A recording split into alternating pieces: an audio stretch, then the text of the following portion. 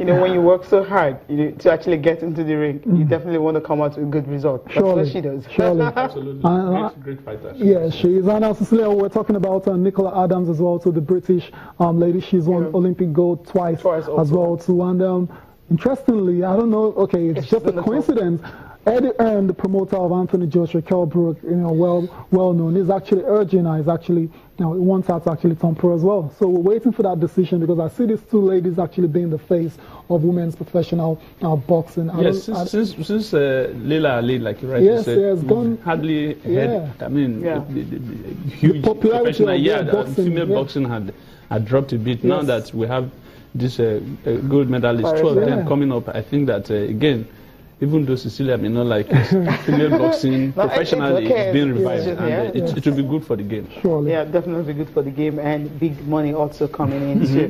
That's the thing, because once you go into the, come on, why are you laughing?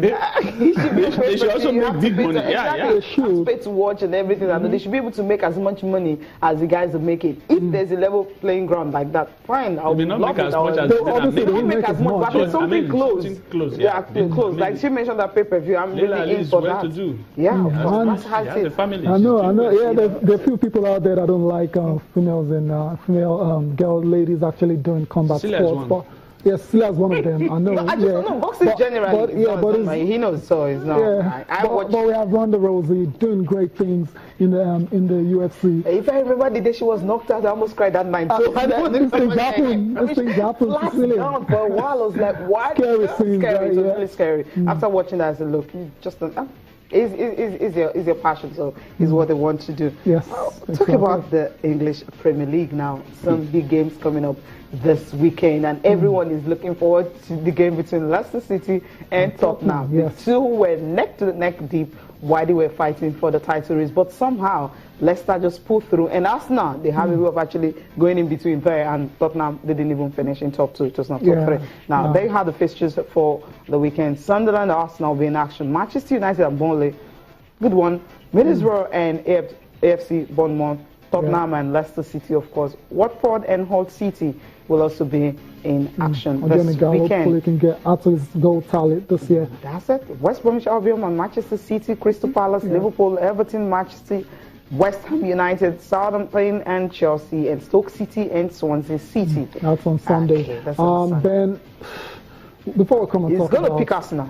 Yeah, before we talk about Leicester and Tottenham, Manchester City, you know, they travel to play against West Brom. Pep Guardiola and City, they haven't won a game in 6 games. It's shocking. And now he's having the test of real management. Okay. I mean, when he was in Barcelona, he was winning everything. He got to Germany with Bayern Munich, he was winning everything. Now he's in the English Premiership, where you know, the unpredictability is the hallmark, and he's seeing it now. To say, because before, after about 3 games, everybody was like, just hand the title to Man City. Now it is obvious that it is going to be neck to neck till the end, and it's getting to the understanding that the English Premier League is a different ballgame. It's not one, like you rightly said, in 6 games, both in the continent and in the EPL. It is about time now that he wins. Otherwise, I'm not saying that the night will be out for him, but I mean, people will start doubting his capacity will only intensify. Tiki-taka. The tiki-taka seems not to be working at He's not going to change it. The Pep Guardiola we know. I mean, he's very stubborn. Just like FVG. Once they know this is working for me, and it's been working for years, they just don't want to change it. And he'll tell you he's 121 trophies playing with that. Maybe by January, when he sees that some of the players who are in his tiki-taka fold are not exemplifying what he wants on the pitch, he may ask some of them to leave and bring in people who can do it for him. Cecilia, but against West Brom, Tony Pulis, we know our sides are very difficult to beat. Absolutely. By the big clubs especially. Exactly. So do you think it's going to extend to 7 games without a win? It's possible. It's possible. Tony Pulis is, I mean, psychologically, Tony Pulis is on for the game.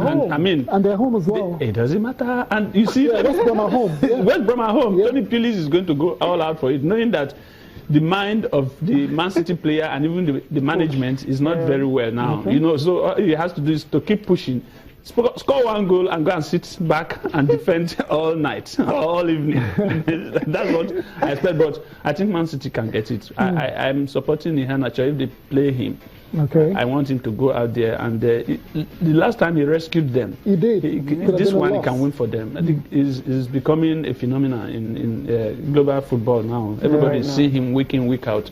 A potential African footballer of the year. I think we should support him. I think that Man City will start revival. They just have to win. They don't have any other option. They just have to win. And maybe Pep Guardiola will just have to start killaching him. Because when he brought him in, that was when he gave them that draw. If not, it would have been another loss. Yeah, that's the hallmark of a good coach. At times, you leave some of your best players on the bench. When things are going wrong, you bring him in. Or not all of them can actually reward you well the way Henache is doing. Ben, before we go on from Man City, I mean, Yaya Toure, like, do you think he can make a difference, right? Do you think it's time for Pep Guardiola to put whatever differences he has with Toure and just bring it back into the team? Yes, I think it's time, because Yaya Toure brings something special, to any team he plays for, whether he's the Ivorian national team or why he was in Barcelona and now that he's in Man City. He's a match winner. He scores from the midfield position that not many players. So whatever, the spirit of unforgiveness, that is, as we say here in Nigeria, that is in our good friend Pep Guardiola. You should just let go. And it's also about pride. You should just let go. And during the week, I also hear Yaya Toure say he will not tell his manager sorry. If there were issues, walk up to him and say, "Coach, you're my coach, you're my elder brother, you're my big boy, big brother, you played this game, if there is anything I've done wrong in the past, sorry about it.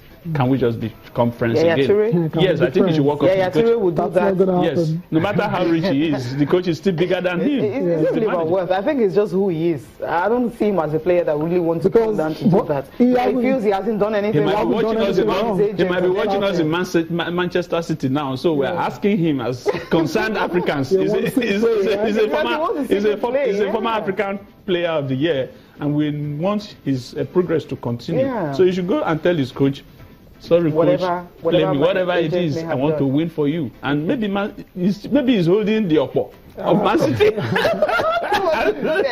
not going to go the way of someone like, wait, now. I'm saying, Lucy and say, look, hey, it was jazz and everything. It doesn't work in football. If it does, well, some of us believe it works. Some of us, I'm not saying me, but some people believe that I just don't believe in that. No, it doesn't. At times it could be very spiritual. Why do players pray every time before you get? Yeah, you just have to. You need that.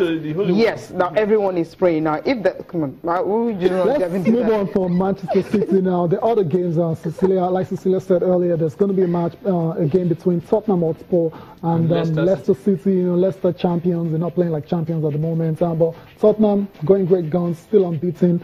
They play at home against Leicester on Saturday. What's going to happen in this one? I think Leicester has the capacity to at least get a draw, but they've not been, like you rightly said, they've not been playing so well. And last time out, our own Ahmed Musa did very well, scoring a goal. Yeah. If they play him and he's as quick as he is, we know him to be, they might just get a draw. Otherwise, the favourites to win the game is Tottenham. Obviously. The big game that the one I like to call the banana peel is that Crystal Palace versus Liverpool game.